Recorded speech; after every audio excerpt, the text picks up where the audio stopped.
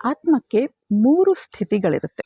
ಹೋದ ಸಂಚಿಕೆಯಲ್ಲಿ ತ್ವಂ ಸ್ತ್ರೀ ತ್ವಂ ಪುಮಾನಸಿ ತ್ವಂ ಕುಮಾರ ಉತವಾ ಕುಮಾರಿ ತ್ವಂ ಜೀರ್ಣೋ ದಂಡೇನ ವಂಚಸಿ ತ್ವಂ ಜಾತೋ ಭವಸಿ ವಿಶ್ವತೋಮುಖ ಅನ್ನೋದ್ರ ಬಗ್ಗೆ ಸರ್ ಕ್ಲಾಸ್ನ ಶುರು ಮಾಡಿದ್ರು. ಅಂದ್ರೆ ಆತ್ಮಕ್ಕೆ ಲಿಂಗ ಇದೆಯಾ ಇಲ್ವಾ ಅಂತ. ಆತ್ಮಕ್ಕೆ ಲಿಂಗ ಇರಲ್ಲ ಅಂದಮೇಲೆ ಇನ್ನು ವಿಶ್ವಚೇತನ ಶಕ್ತಿ, ಭಗವತ್ ಶಕ್ತಿ ಆದ ಆ ಸುಪ್ರೀಂ ಸೋಲ್ ಏನಿದೆಯೋ, ಪರಮ ಆತ್ಮ ಏನಿದೆಯೋ, ಅದಕ್ಕೆ ಲಿಂಗ ಇರಕ್ ಸಾಧ್ಯನಾ ಅನ್ನೋದನ್ನ, ಅದರ ಬಗ್ಗೆ ಕೆಲವು ವಿಚಾರಗಳನ್ನ ತಿಳ್ಕೊಂಡಿದ್ವಿ. ಇವತ್ತು ಅದರದೇ ಮುಂದುವರೆದ ಭಾಗವನ್ನ ಗುರುಗಳು ಹೇಳೋರಿದ್ದಾರೆ. ತುಂಬಾ ಜನ ತುಂಬಾ ಒಳ್ಳೊಳ್ಳೆ ಕ್ವೆಶನ್ಸ್ ಕೇಳಿದೀರಾ. ತುಂಬಾನೇ ಇಂಟ್ರೆಸ್ಟಿಂಗ್ ಹಾಗೂ ಇಂಟೆಲಿಜೆಂಟ್ ಕ್ವೆಶನ್ಸ್ ಇದೆ. ನನಗೆ ತುಂಬಾ ಇಷ್ಟ ಆಗುತ್ತೆ ಅದನ್ನ ಆನ್ಸರ್ ಮಾಡೋದಕ್ಕೆ. ಪ್ರಿಯಾ ಅವರು, ಕವಿತಾ ರಾಜೇಶ್ ಅವರು ಮತ್ತೆ ರಾಘವೇಂದ್ರ ಅವ್ರದ್ದು ತುಂಬಾ ಹಿಂದಿನ ಒಂದು ಕ್ವೆಶನ್ ಬ್ಯಾಲೆನ್ಸ್ ಇದೆ. ಹಾಗೆ ಸುಬ್ರಯ್ಯ ಕೆ ಅನ್ನೋರು ಪ್ರಶ್ನೆಗಳನ್ನ ಕೇಳಿದ್ದೀರಾ. ಇದರಲ್ಲಿ ನಾನು ಯಾವುದಾದ್ರೂ ಒಂದು ಪ್ರಶ್ನೆಗೆ ಆನ್ಸರ್ ಮಾಡೋದಕ್ಕೆ ಸಾಧ್ಯ ಈ ಒಂದು ಕ್ಲಾಸಲ್ಲಿ. ಯಾಕೆಂದ್ರೆ ಈ ಒಂದು ಎಪಿಸೋಡ್ ತುಂಬಾ ದೊಡ್ಡದು ಆಗಬಾರ್ದು ಅಂತ. ಎಲ್ಲ ಪ್ರಶ್ನೆಗಳನ್ನು ನಾನು ಆನ್ಸರ್ ಮಾಡ್ತಾ ಕೂತ್ಕೊಂಡ್ರೆ ತುಂಬಾ ದೊಡ್ಡದಾಗುತ್ತೆ. ಅದಕ್ಕೆ ನಾನು ಪ್ರಶ್ನೆಗಳನ್ನ ಮತ್ತೆ ಇವೆಲ್ಲ ಮುಗಿದು, ಗುರುಗಳ ಪಾಠಗಳು ಮುಗಿದ ಮೇಲೆ, ಕೊನೆಯಲ್ಲಿ ಆ ಸಂಚಿಕೆ ಎಲ್ಲ ಮುಗಿದ ಮೇಲೆ ಇಟ್ಕೊಳ್ಳೋದಾ ಅಥವಾ ಈಗಲೇ ಹೇಳೋದಾ ಅನ್ನೋದ್ರ ಬಗ್ಗೆ ಯೋಚನೆ ಮಾಡ್ತಿದ್ದೀನಿ. ನೆಕ್ಸ್ಟ್ ಯಾವಾಗ ಅವಕಾಶ ಸಿಗುತ್ತೆ ನಿಮ್ಮ ಎಲ್ಲ ಪ್ರಶ್ನೆಗಳಿಗೂ ನಾನು ಉತ್ತರ ಕೊಡ್ತೀನಿ. ಅಷ್ಟರಲ್ಲಿ ಗುರುಗಳೇ ಎಲ್ಲಾನು doubts clear ಮಾಡಿಬಿಟ್ಟಿರ್ತಾರೆ.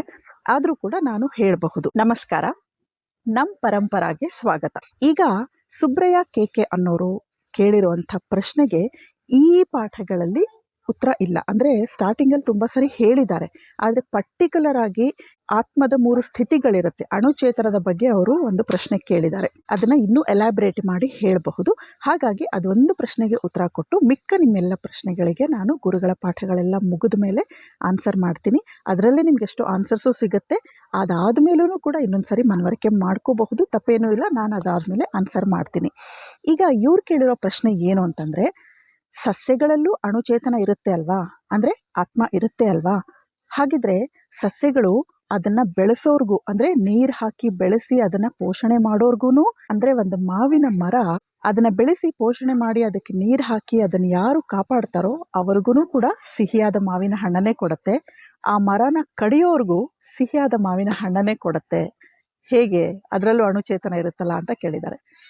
Fantastic question. Actually ತುಂಬಾನೇ ಇಂಟೆಲಿಜೆಂಟ್ ಆಗಿದೆ, ತುಂಬಾನೇ ಇಂಟ್ರೆಸ್ಟಿಂಗ್ ಆಗಿದೆ. ಆತ್ಮಕ್ಕೆ 3 ಸ್ಥಿತಿಗಳಿರುತ್ತೆ. ಅಭಿಮಾನಿ ಜೀವ, ಬಹುಶಃ ಗುರುಗಳು ಇದನ್ನ ಹೇಳಿದ್ದಾರೆ ಅಂತ ಅನ್ಕೊಳ್ತೀನಿ.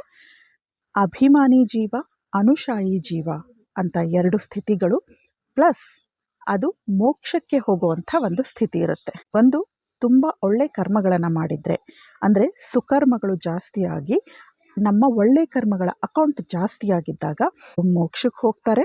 ಯಾವಾಗ ಆತ್ಮ ಶರೀರವನ್ನು ಬಿಟ್ಟು ಹೋಗುತ್ತೋ ಅದಾದಮೇಲೆ ಇಮ್ಮಿಡಿಯೇಟ್ ಆಗಿ ಅದು ಬೇರೆ ಒಂದು ಕಡೆ ಜನ್ಮ, ಬೇರೆ ಒಂದು ಆಕಾರವನ್ನು, ಬೇರೆ ಒಂದು ಫಾರ್ಮನ್ನು ಪಡೆಯುತ್ತೆ. ಯಾವುದೋ ಪ್ರಾಣಿ ಆಗಬಹುದು, ಕ್ರಿಮಿಕೀಟ ಆಗಬಹುದು, ಮನುಷ್ಯ ಆಗಿ ಹುಟ್ಟಬಹುದು, ಇನ್ನು ಯಾವುದೋ ಒಂದು ಫಾರ್ಮ್ ತಗೋಬಹುದು, ಅದು ಯಾವುದೇ ಒಂದು ಆಕಾರನ ತಗೋಬಹುದು. ಅದರ ಕರ್ಮ ಫಲಾನುಸಾರ ಅದು ಡಿಸೈಡ್ ಆಗಿರುತ್ತೆ. ಆ ಪ್ರಕಾರ ಅದು ಜನ್ಮ ಪಡೆಯುತ್ತೆ. ಆ ಆತ್ಮ ಆ ಶರೀರನ ಸೇರ್ಕೊಳ್ಳುತ್ತೆ.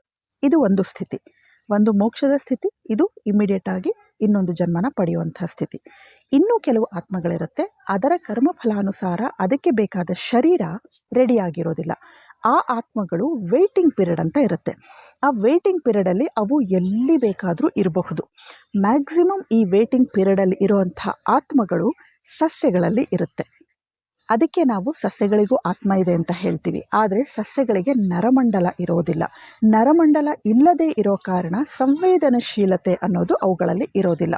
ಅಂದರೆ ಒಂದು ನರ್ವಸ್ ಸಿಸ್ಟಮ್ ಅಂತ ಬಂದಾಗಲೇ ಅದಕ್ಕೆ ಒಂದು ಬ್ರೇನಲ್ಲಿ ಸಂವೇದನಶೀಲತೆ ಅನ್ನೋದು ಬರುತ್ತೆ. ಅಂದರೆ ಅದನ್ನು ನಾವು ನೋವನ್ನು ಅನುಭವಿಸೋದು, ಏನಾದರೂ ಕಟ್ಟಾದರೆ ಆ ಒಂದು ನೋವಿನ ಫೀಲ್ ಆಗೋದಕ್ಕೆ ಸಾಧ್ಯ ಆಗೋದು ನರಮಂಡಲ ಮತ್ತು ಬ್ರೇನ್ ಇರುವಾಗ ಮಾತ್ರ.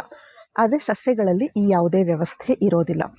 ಅಭಿಮಾನಿ ಜೀವ ಅಂದರೆ ಅದಕ್ಕೆ ಅಂತ ಒಂದು ಫಾರ್ಮ್ ಬರಬೇಕು. ಅನುಶಾಯಿ ಜೀವ, ಅಭಿಮಾನಿ ಜೀವ ಅಂತ 2 ಥರದ ವ್ಯವಸ್ಥೆ ಇದೆ ಈ ಸೃಷ್ಟಿಯಲ್ಲಿ. ಸಸ್ಯಗಳಲ್ಲಿ ಇರೋದೆಲ್ಲನೂ ಅನುಶಾಯಿ ಜೀವ, ಅಂದರೆ ರೆಸ್ಟ್ ಮಾಡುತ್ತೆ ಆತ್ಮಗಳು. ಆದರೆ ಅದಕ್ಕೆ ಯಾವುದೇ ನರಮಂಡಲ ಇರೋದಿಲ್ಲ, ಅದರದೇ ಆದ ದೇಹ ಅಂತ ಇರೋದಿಲ್ಲ.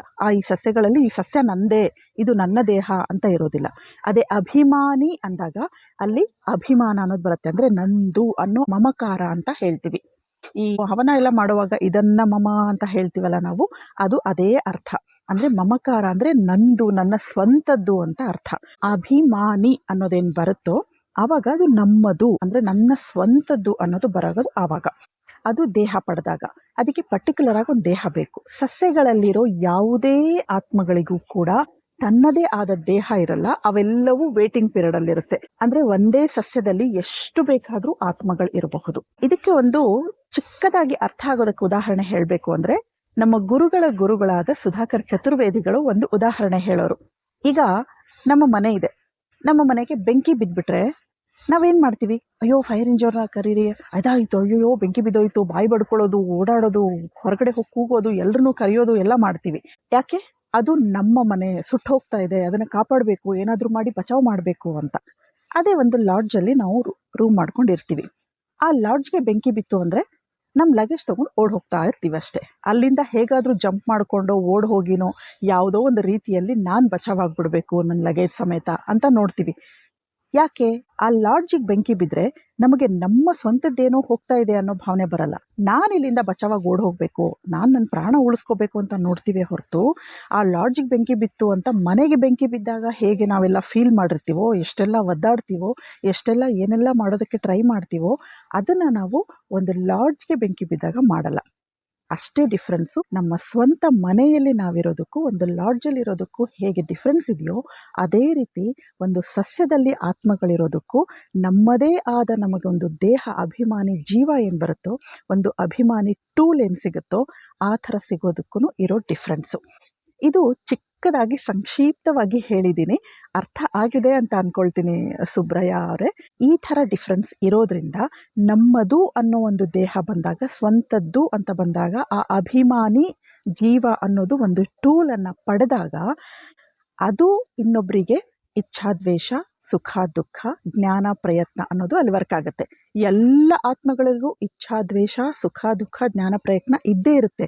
ಆದರೆ ಅದನ್ನು ಅದು ಆಪ್ರೇಟ್ ಮಾಡಬೇಕಂದಾಗ, ಅದಕ್ಕೇನಾದ್ರು ರಿಯಾಕ್ಟ್ ಮಾಡಬೇಕಂದಾಗ ಅದರದೇ ಆದ ಒಂದು ದೇಹ ಬೇಕಾಗತ್ತೆ ಹೊರತು, ಎಲ್ಲೋ ಲಾಡ್ಜಲ್ಲಿರುವಾಗ ನಾವು ಅಷ್ಟು ರಿಯಾಕ್ಟ್ ಯಾಕೆ ಮಾಡಲ್ಲ ಅಂದರೆ, ನಮಗೂ ರೆಸ್ಟಿಂಗ್ ಪೀರಿಯಡ್, ರೆಸ್ಟಿಂಗ್ ಪ್ಲೇಸ್ ಅದು. ನಮಗೆ ಒಂದು ಲಾಡ್ಜಲ್ಲಿದ್ದರೆ ನಾವು ಹೇಗಿರ್ತೀವೋ ಆ ಥರ ಒಂದು ಸಸ್ಯಗಳಲ್ಲಿ ವೇಟಿಂಗ್ ಪೀರಿಯಡಲ್ಲಿ ಇರುವಾಗ ಅದು ನಮ್ಮದು ಅನ್ನೋದು ಇರಲ್ಲ ನಮಗೆ. ಇದು ಒಂದು ಕಾರಣ ಇರುತ್ತೆ. ಹಾಗಾಗಿ ಯಾವುದೇ ಸಸ್ಯಗಳಾಗಲಿ ಫಲವನ್ನು ಕಹಿಯಾಗಲಿ ಸಿಹಿಯಾಗಲಿ ಕೆಟ್ಟೋರಿಗೆ ಒಳ್ಳೆಯವ್ರಿಗೆ ಸಮಾನವಾಗಿ ಕೊಡೋದಕ್ಕೆ ಕಾರಣ ಇದು ಒಂದು ಕಾರಣ. ಇನ್ನೊಂದು, ಸಸ್ಯಗಳಲ್ಲಿ ನರಮಂಡಲ ಇರೋದಿಲ್ಲ. ಹಾಗಾಗಿ ಅವುಗಳಿಗೆ ಸಂವೇದನಶೀಲತೆ ಅನ್ನೋದು ಇರೋದಿಲ್ಲ, ಬ್ರೈನ್ ಇರೋದಿಲ್ಲ. ಯಾಕಂದರೆ ನರ್ವಸ್ ಸಿಸ್ಟಮ್ ಹೋಗಿ ಎಲ್ಲ ನರ್ವಸ್ ಸಿಸ್ಟಮ್ ವರ್ಕ್ ಆಗಬೇಕು ಅಂದರೆ ಅದನ್ನು ಕೆಲಸ ಮಾಡಬೇಕಾಗಿರೋ ಒಂದು ಅದರ ಆಪ್ರೇಟರ್ ಏನಿದೆ, ಅದರ ಒಂದು ಲೀಡರ್ ಏನಿದೆ, ಅದೇ ಬ್ರೈನ್ ಅಂತ ಹೇಳಬಹುದು. ಆ ಬ್ರೈನ್ ಅನ್ನೋದು ಸಸ್ಯಗಳಿಗೆ ಇರೋದಿಲ್ಲ. ಇದೊಂದು ಪ್ರಶ್ನೆಗೆ ಆನ್ಸರ್ ಮಾಡಿ. ಇನ್ನು ಬೇರೆಯವರ ಪ್ರಶ್ನೆಗಳು ಕೂಡ ತುಂಬಾ ಅದ್ಭುತವಾಗಿದೆ. ತುಂಬ ಒಳ್ಳೊಳ್ಳೆ ಪ್ರಶ್ನೆ ಕೇಳಿದ್ದೀರಾ. ಆದರೆ ಸ್ವಲ್ಪ ಕಾಯಬೇಕು, ನನಗೆ ಸ್ವಲ್ಪ ಸಮಯ ಕೊಡಿ. ಯಾಕೆಂದರೆ ಈ ಸೀರೀಸ್ ನಡೀತಿರೋದ್ರಿಂದ, ಗುರುಗಳ ಪಾಠಗಳು ನಡೀತಿರೋದ್ರಿಂದ ಮಧ್ಯದಲ್ಲಿ ಅದನ್ನು ಡಿಸ್ಟರ್ಬ್ ಮಾಡಬಾರ್ದು. ನೀವೆಲ್ಲರೂ ಆ ಪಾಠಗಳಿಗೋಸ್ಕರ ಕಾಯ್ತಿರ್ತೀರಿ ಅನ್ನೋದಕ್ಕೋಸ್ಕರ ನಾನು ಅದಕ್ಕೋಸ್ಕರ ಪ್ರಶ್ನೋತ್ತರಗಳದೇ ಒಂದು ಎಕ್ಸ್ಟ್ರಾ ಸಂಚಿಕೆ ಮಾಡಬಾರ್ದು. ಈ ಎಲ್ಲ ಪಾಠಗಳು ಮುಗಿದು ಬಿಡಲಿ, ಆಮೇಲೆ ಏನಾದ್ರು ಇದ್ದರೆ ಅದ್ರ ಬಗ್ಗೆ ತಿಳ್ಕೊಳ್ಳೋಣ ಅನ್ನೋದಕ್ಕೋಸ್ಕರ ವೆಯ್ಟ್ ಮಾಡಿಸ್ತಾ ಇದ್ದೀನಿ. ನಾನು ಎಲ್ಲ ವಿಷಯಗಳು ರೆಡಿ ಇದೆ, ಬಟ್ ತುಂಬ ದೊಡ್ಡದಾಗ್ಬಿಡುತ್ತೆ. ಈ ಪಾಠಗಳಲ್ಲೇ ನಾನು ಈ ಪ್ರಶ್ನೋತ್ತರಗಳನ್ನು ಮಿಕ್ಸ್ ಮಾಡಿಬಿಟ್ರೆ ತುಂಬ ದೊಡ್ಡದಾಗುತ್ತೆ ವಿಡಿಯೋ ಅನ್ನೋ ಕಾರಣಕ್ಕೆ ಹೇಳ್ತಾ ಇಲ್ಲ. ಆದ್ರೂ ಮುಂದೆ ಬರೋ ಸಂಚಿಕೆಗಳು ತುಂಬ ಅದ್ಭುತವಾಗಿದೆ. ಸಮಯ ಸಿಕ್ಕರೆ ಅದರಲ್ಲಿ ಒಬ್ಬೊಬ್ರದ್ದು ಒಂದೊಂದು ಪ್ರಶ್ನೆಗೆ ಆನ್ಸರ್ ಮಾಡಿ ಈ ಪೀಠಿಕೆಯಲ್ಲೇ ಆ ಆನ್ಸರ್ನೂ ಸೇರಿಸಿ ಸಂಕ್ಷಿಪ್ತವಾಗಿ ನಿಮ್ಮೆಲ್ರಿಗೂ ತಿಳಿಸೋ ಪ್ರಯತ್ನ ಮಾಡ್ತೀನಿ. ಸಾಧ್ಯವಾಗದೇ ಇದ್ದಲ್ಲಿ ಅದಕ್ಕೋಸ್ಕರನೇ ಒಂದು ಸಂಚಿಕೆ ಮಾಡಿ ಎಲ್ಲ ಪ್ರಶ್ನೆಗಳಿಗೂ ಉತ್ತರ ಕೊಡೋಣ. ಅದಕ್ಕೆ ಮುಂಚೆ ಗುರುಗಳ ಪಾಠದಲ್ಲೇ ಎಲ್ಲ ಪ್ರಶ್ನೆಗಳಿಗೆ ಉತ್ತರ ಇದೆ ಅಂತ ಹೇಳ್ತಾ ಇವತ್ತಿನ ಚಿಕ್ಕ ಸಂಚಿಕೆನ ಕೇಳೋಣ. ಇನ್ನು 15ನೇ ಕ್ಲಾಸಿಂದ ತುಂಬಾ ಅದ್ಭುತವಾದ ವಿಷಯಗಳಿದೆ. ಎಲ್ಲರ ಪ್ರಶ್ನೆಗಳಿಗೂ, ಆಲ್ಮೋಸ್ಟ್ ಎಲ್ರಿಗೂ ಇರುವಂಥ ಪ್ರಶ್ನೆಗಳಿಗೆ ಇಲ್ಲಿಂದ ಇನ್ನೂ ಅದ್ಭುತವಾಗಿ ಉತ್ತರ ಸಿಗ್ತಾ ಹೋಗುತ್ತೆ. ಯಾಕೆ ಅಂದರೆ ತುಂಬ ಜನರು ನಮ್ಮ ಕರ್ಮಫಲಗಳೇನೋ, ನಾವು ಇದನ್ನೆಲ್ಲ ವಿಷಯಗಳನ್ನು ಇಂಪ್ಲಿಮೆಂಟ್ ಮಾಡ್ಕೊಳ್ಳೋದು ಹೇಗೆ, ನಮ್ಮಲ್ಲಿ ಸಂಸ್ಕಾರ ಇದೆಯಾ ಇಲ್ವಾ, ಹೇಗೆ ಸಂಸ್ಕಾರಗಳನ್ನು ಹೇಗೆ ಹಾಕೋಬೇಕು, ಪ್ರತಿಯೊಬ್ಬರಿಗೂ ಉತ್ತರ ಸಿಗ್ತಾ ಹೋಗುತ್ತೆ.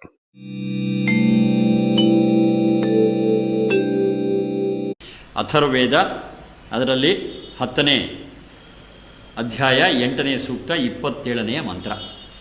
ತ್ವಂ ಸ್ತ್ರೀ ತ್ವಂ ಪುಮಾನಸಿ ತ್ವಂ ಕುಮಾರ ಉತವಾ ಕುಮಾರಿ ತ್ವಂ ಜೀರ್ಣೋ ದಂಡೇನ ವಂಚಸಿ ತ್ವಂ ಜಾತೋ ಭವಸಿ ವಿಶ್ವತೋ ಮುಖಃ. ಮೊದಲಿಂದಂತೂ ಬಹಳ ಸ್ಪಷ್ಟವಾಗಿ ಗೊತ್ತಾಗುತ್ತಲ್ಲ. ತ್ವಂ ಸ್ತ್ರೀ ಏನು?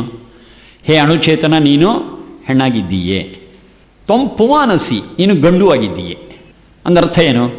ಆ ಜೀವಾತ್ಮನಿಗೆ ತನ್ನದೇ ಆದಂತಹ ಒಂದು ಲಿಂಗದ ವ್ಯವಸ್ಥೆ ಇಲ್ಲ. ಅದು ಗಂಡು ಹೌದು, ಹೆಣ್ಣು ಹೌದು. ಯಾವುದರ ಮೇಲೆ? ಡಿಪೆಂಡಿಂಗ್ ಆನ್ ಯಾವ ಶರೀರದಲ್ಲಿ ಅದಿರುತ್ತೆ ಅದರ ಮೇಲೆ. ತ್ವಂ ಸ್ತ್ರೀ ತ್ವಂ ಪುಮಾನಸಿ ತ್ವಂ ಕುಮಾರ, ನೀನು ಕುಮಾರನಾಗಿದ್ದೀಯೆ. ಅಂತೆಯೇ ತ್ವಂ ಕುಮಾರಿ ಉತವಾ ಕುಮಾರಿ, ಕುಮಾರನೂ ಹೌದು ಕುಮಾರಿಯೂ ಹೌದು, ಗಂಡು ಹೌದು ಹೆಣ್ಣು ಹೌದು. ಹೇಗೆ ಅರ್ಥ ಮಾಡ್ಕೊಳ್ಳೋದು ಅಂದರೆ ಶರೀರ ಯಾವುದಿದೆ ಅದರ ಮೇಲೆ ಹೋಗುತ್ತಷ್ಟೇ, ಅದಕ್ಕೆ ತನ್ನದೇ ಆದಂಥ ಲಿಂಗದ ವ್ಯವಸ್ಥೆ ಇಲ್ಲ. ಆ ಮುಂದಿನ ಮಾತು ಹೇಳ್ತಾ ಇದೆ, ತ್ವಂ ಜೀರ್ಣೋ ದಂಡೇನ ವಂಚಸಿ ಅಂತ. ಜೀರ್ಣ ಅಂತಂದರೆ ವೃದ್ಧ ಅಂತ. ಈ ವೃದ್ಧ ಆಗೋದು ಯಾವುದು? ಮತ್ತಿರ್ಗ ಶರೀರನೋ ಆತ್ಮವೋ? ಶರೀರ. ಗೊತ್ತಾಗುತ್ತೆ ನೋಡಿ, ಅದು ನೋಡಿ, ಅಷ್ಟೇನಿಲ್ಲ. ಈ ಬೇಸಿಕ್ಸ್ ನಮಗೆ ಗೊತ್ತಾಗ್ಬಿಟ್ರೆ ಅದು ಯಾವುದಕ್ಕೆ ಏನು ರೆಫರ್ ಆಗ್ತಿದೆ ಅನ್ನೋದು ಗೊತ್ತಾಗುತ್ತೆ. ಹಾಗಾಗಿ ನೀನು ಅದರಲ್ಲಿ ಕುಮಾರನೂ ಆಗಿದ್ದೀಯಾ, ಹಾಗೆ ನೀನು ಅದರಲ್ಲಿ ವೃದ್ಧನೂ ಆಗಿದ್ದೀಯಾ. ಆ ಜೀರ್ಣ ಅನ್ನುವಂಥದ್ದು ಇದೆಯಲ್ಲ, ಆ ಜೀರ್ಣ ಅನ್ನುವಂಥದ್ದಕ್ಕೆ ಒಂದು ಧಾತು ಇದೆ. ಅದೇನಂತಂದರೆ ಜೃ ವಯೋಹಾನವ್ ಅಂತ. ಜೃ ಅಂತ, ಜಾಕ್ಕೆ ಒಟ್ಟರ ಸುಳಿ ದೀರ್ಘ. ಜೃ ವಯೋಹಾನವ್ ಅಂದರೆ ವಯಸ್ಸು ಏನಿದೆ ಅದು ಕ್ರಮೇಣ ಹಾನಿಯಾಗೋದಕ್ಕೆ ಅರ್ಥ ಏನು? ಜೃ ಅಂತ. ಅದರಿಂದ ಜೀರ್ಣ ಅಂತ ಬರುತ್ತೆ. ಅದರಲ್ಲಿ ಜರ ಅಂತ ಬರುತ್ತೆ. ಜರ ಅಂದರೆ ಮುಪ್ಪು ಅನ್ನೋದು ಗೊತ್ತಿದೆಯಲ್ಲ, ಆ ಮುಪ್ಪಿಲ್ಲದೆ ಇರೋದು ಅಜರ. ಆ ಜರ ಅನ್ನುವಂಥದ್ದು ಇದರಿಂದಲೇ ಬರೋದು, ಧಾತುವಿನಿಂದ. ಜೀರ್ಣ ಅನ್ನೋದು ಅದರಿಂದ ಬರೋದು. ಅಯ್ಯೋ ಬಟ್ಟೆ ಎಲ್ಲ ಜೀರ್ಣ ಆಗೋಯ್ತು ಅಂತೆ. ಬಟ್ಟೆ ಎಲ್ಲ ಜೀರ್ಣ ಆಗೋಯ್ತು ಅಂದರೆ ಏನರ್ಥ? ಹಳೆದಾಗೋಯ್ತು, ಇನ್ನು ಬಳಸೋಕ್ಕಾಗಲ್ಲ ಅಂತ ಆಯ್ತು. ಎಲ್ಲಿ ನಾವು ಅದನ್ನು ಬಳಸ್ತೀವಿ ಆಗೆಲ್ಲ ಕೂಡ ನಮ್ಮ ತಲೆ ಒಳಗೆ ಅದು ಕಾಲಕ್ಕೆ ಸಿಕ್ಕಿ ಹಾನಿಯಾಗಿರುವಂಥದ್ದು ನಮಗೆ ಕಾಣುತ್ತೆ. ಅಲ್ಲಿ ವಯೋಹಾನವು ಅಂತಂದರೆ ವಯ ಅಂತಂದರೆ ವಯಸ್ಸು ಅಂತ ಅರ್ಥ ಅಲ್ಲ, ಕಾಲ ಅಂತ. ಕಾಲಕ್ಕೆ ಸಿಕ್ಕಿ ಹಾನಿಯಾಗಿರುವಂಥದ್ದು. ಜೃ ವಯೋಹಾನವ್ ತ್ವಂ ಜೀರ್ಣೇನ ದಂಡೇನ ವಂಚಸಿ. ಒಂದು ಹಂತದಲ್ಲಿ ನೀನು ಏನಾಗ್ತೀಯ ಅಂತಂದರೆ ಜೀರ್ಣ ಅಂದರೆ ನಿನ್ನ ಶರೀರದ ಶಿಥಿಲತೆಯ ಕಾರಣದಿಂದಾಗಿ ದಂಡೇನ ಕೋಲನ್ನು ಇಟ್ಟುಕೊಂಡು ವಂಚಸಿ ಅಂದರೆ ತಡವರಿಸುತ್ತಾ ನಡೆಯುತ್ತೀಯೇ. ಯಾರದು? ಆ ಯುವಕನಾಗಿದ್ಯಾರೋ ಈ ಕೋಲು ಹಿಡ್ಕೊಂಡು ನಡೀತಾರೆ ಅವ್ರು ಯಾರೋ? ಅದೇ ಆತ್ಮವೇ. ಆತ್ಮ ಶರೀರದ ಮೂಲಕ. ಆತ್ಮ ಹಾಗಾದ್ರೆ ಮುದಿ ಆಯಿತೋ ಅಂತಂದರೆ ಆತ್ಮ ಏನು ಮುದಿ ಆಗಲಿಲ್ಲ. ಆತ್ಮ ಯಾವ ಶರೀರದೊಳಗಿತ್ತೋ ಆ ಶರೀರದ ಮುಪ್ಪಿನ ಕಾರಣದಿಂದ ಅದೇನಾಯ್ತು, ಒಂದ್ಸಲ ಯುವಕ ಆಗಿತ್ತು, ಇನ್ನೊಂದು ಸಲ ಅದೇನೇ ಕೋಲು ಹಿಡ್ಕೊಂಡು ನಡೆಯೋ ಥರ ಆಯಿತು. ಹಾಗಾದರೆ ಆತ್ಮ ಮುದಿ ಆಯ್ತು ಅಂತಾರೆ, ಆತ್ಮ ಮುದಿ ಆಗಿಲ್ಲ. ಆತ್ಮ ಯಾವುದನ್ನು ಆಶ್ರಯಿಸಿತ್ತೋ ಆ ಶರೀರ ಮುದಿ ಆಯಿತು. ಅಷ್ಟೇ ಅಲ್ಲ, ಆಯ್ತಪ್ಪ ಹೀಗಾಗಿ ಯಾವಾಗಲೂ ಹಾಗೆ ಇರ್ತೋ ಇಲ್ಲ, ಆಮೇಲೆ ಈ ಶರೀರವನ್ನು ಬಿಟ್ಟು ಆಚೆಗೆ ಬರ್ತೀನಿ, ಇದು ಬಳಸೋಕ್ಕಾಗಲ್ಲ ಅಂಥೇಳಿ. ಆವಾಗ ಏನಾಗುತ್ತೆ? ತ್ವಂ ಜಾತಃ ಭವಸಿ ವಿಶ್ವತೋಮುಖ. ಆ ರೀತಿ ನೀನು ಕೊನೆಗೆ ವೃದ್ಧಾಪ್ಯಕ್ಕೆ ಬಂದು, ವೃದ್ಧಾಪ್ಯ ಯಾವುದಕ್ಕೆ? ಶರೀರಕ್ಕೆ. ಸೊ ಆ ಶರೀರದಲ್ಲಿ ವೃದ್ಧಾಪ್ಯವನ್ನು ಕಂಡು ಇನ್ನು ಈ ಶರೀರ ಇಂದ್ರಿಯ ಮನಸ್ಸುಗಳನ್ನು ನಾನು ಸಾಧನೆಗೆ ಬಳಸೋದಕ್ಕಾಗೋದಿಲ್ಲ ಅನ್ನುವಂಥ ಒಂದು ಸ್ಥಿತಿ ಬಂದಾಗ ಆ ಶರೀರವನ್ನು ಬಿಟ್ಟು ಹೋಗಿ ಏನು ಮಾಡ್ತೀಯ? ಜಾತಃ ಇನ್ನೊಂದು ಕಡೆ ಹುಡ್ತೀಯ. ಅದು ಎಲ್ಲಿ ಹುಡ್ತೀಯ ಅಂತಂದರೆ ವಿಶ್ವತೋಮುಖ, ಎಲ್ಲಿ ಬೇಕಾದ್ರೂ ಹುಟ್ಟಬಹುದು. The whole universe is open, ಎಲ್ಲಿ ಬೇಕಾದ್ರೂ ಹುಟ್ಟಬಹುದು. ತೀರ್ಮಾನ ಹೇಗಾಗತ್ತೆ ಅಂತಂದರೆ ನಾವು ಮಾಡಿರೋ ಕರ್ಮಗಳನ್ನು ಅನುಸರಿಸಿ ತೀರ್ಮಾನ ಆಗುತ್ತೆ. ನಾವು ಏನು ಕರ್ಮಗಳನ್ನು ಮಾಡ್ತೀವಿ ಆ ಕರ್ಮಗಳನ್ನು ಅನುಸರಿಸಿ ಮುಂದೆ ನಮಗೆ ಯಾವ ಶರೀರ ಸಿಕ್ಕಬೇಕು, ಮುಂದೆ ಯಾವ ಸ್ಥಳದಲ್ಲಿ ನಾವು ಹುಟ್ಟಬೇಕು, ಮುಂದೆ ಯಾವ ಪರಿಸರದಲ್ಲಿ ಹುಟ್ಟಬೇಕು, ಇದೆಲ್ಲವೂ ಕೂಡ ನಿಶ್ಚಯ ಆಗುತ್ತೆ. ಆದರೆ ಇಷ್ಟೆಲ್ಲ ಹುಟ್ಟು ಸಾವು, ಗಂಡು ಹೆಣ್ಣು, ಬಾಲ್ಯ ಯೌವನ ಮುಪ್ಪು, ಇದರಲ್ಲೆಲ್ಲ ಹೋಗ್ತಾ ಇರತಕ್ಕಂಥದ್ದು ಯಾವುದಿದೆ ಅದು ಮಾತ್ರ ಯಾವುದರಿಂದಲೂ ಟಚ್ ಆಗಿಲ್ಲ. ಅದು ಹೆಣ್ಣು ಅಲ್ಲ, ಗಂಡು ಅಲ್ಲ, ಬಾಲನೂ ಅಲ್ಲ, ಯುವಕನೂ ಅಲ್ಲ, ಮುದುಕನೂ ಅಲ್ಲ.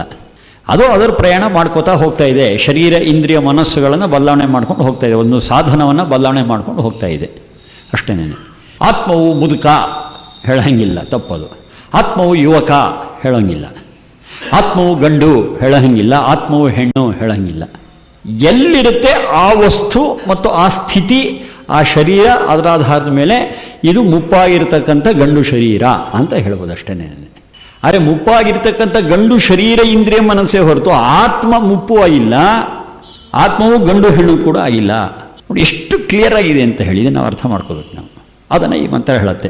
ತ್ವಂ ಸ್ತ್ರೀ ತ್ವಂ ಪುಮಾನಸಿ ತ್ವಂ ಕುಮಾರ ಉತವಾ ಕುಮಾರಿ ತ್ವಂ ಜೀರ್ಣೇನ ದಂಡೇನ ವಂಚಸಿ ತ್ವಂ ಜಾತಃ ಭವಸಿ ವಿಶ್ವತೋ ಮುಖ. ವಿಶ್ವತೋ ಮುಖ ಅಂತಂದರೆ ಎಲ್ಲಿ ಬೇಕಾದರೂ ನೀನು ಜಾತಃ ಭವಸಿ, ಹುಟ್ಟಬಹುದು. ಇಲ್ಲೇ ಹುಟ್ಟಬೇಕು ಅಂತಿಲ್ಲ, ಎಲ್ಲಿ ಬೇಕಾದರೂ ಹುಟ್ಟಬಹುದು. ಯಾವ ಶರೀರ ಇಂದ್ರಿಯ ಮನಸ್ಸುಗಳನ್ನು ಪಡ್ಕೊಂಡು ಬೇಕಾದರೂ ಹುಟ್ಟಬಹುದು. ನಿಶ್ಚಯ ಹೇಗೆ? ನೀನು ಕರ್ಮ ಮಾಡಿದೆಯಲ್ಲ, ಆ ಕರ್ಮದ ಟೋಟಲ್ ಏನು ಬರುತ್ತೆ ಅದರ ಮೇಲೆ ತೀರ್ಮಾನ ಆಗುತ್ತೆ.